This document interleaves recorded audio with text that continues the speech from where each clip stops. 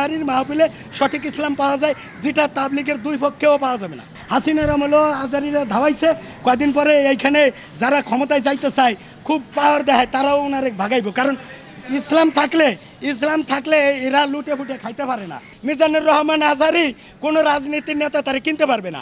সে হচ্ছে আজহারি এইরকম আল্লামা সাইদি, তারপরে ওই যে আল্লামা শফি, এরা পৃথিবীতে যুগে যুগে দুই একজন করে হয়। চাঁদ একটাই আকাশে থাকে, আজহারি একটাই থাকে, এরা বেশি হয় না, তারা কিন্তু অসংখ্য হয়।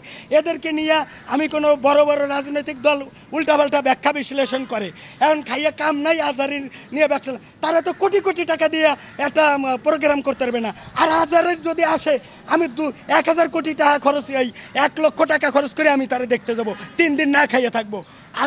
আমি ইসলামের জন্য করব। কাজে আজহারের সাথে কোনো কম্পেয়ার করে কোনো আলেম কেউ হবে না। কপ্টার হুজুর মাপটার হুজুর আর কোনো বিএনপির নেতাকে আজহারির সাথে তুলনা করে আজহারিকে ফসাইতে চাই না। অনেক ওলামা কিরাম তাদের ওই পেটে ধাক্কা খায়, তারা মাহফিল করে পেটের রুজি রোজগার করে, তারা জনগণের উল্টাপাল্টা বুঝায়। আজহারি 7 দিনের কথা কইয়া তিনি হাদিয়ে নিয়ে কোনো কিছু বলে না যে আমার এত টাকা দিতে হবে, এত টাকা দিতে হবে। এটাই সঠিক ইসলাম। আজহারির মাহফিলে সঠিক ইসলাম পাওয়া যায়, যেটা তাবলিগের দুই পক্ষেও পাওয়া যাবে না। তাবলিগের দুই পক্ষেও পাওয়া যাবে না আজহারির মাহফিলে সঠিক ইসলাম যেটা পাওয়া যায়। আজহারি মাহফিল করেছে, সেখানে তার নামে অনেকগুলো মামলা হয়েছে, সেই বিষয়ে ভাই এই মামলা হয়েছে, এটা হলো এই দেশে ষড়যন্ত্রকারীরা সবসময় থাকবে। হাসিনার আমলেও ছিল, কিয়ামত পর্যন্ত এনে থাকবে।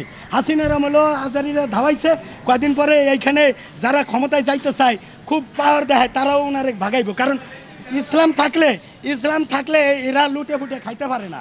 এই জন্য আজহারির বিরুদ্ধে ক্ষুব্ধ হয় ভাই।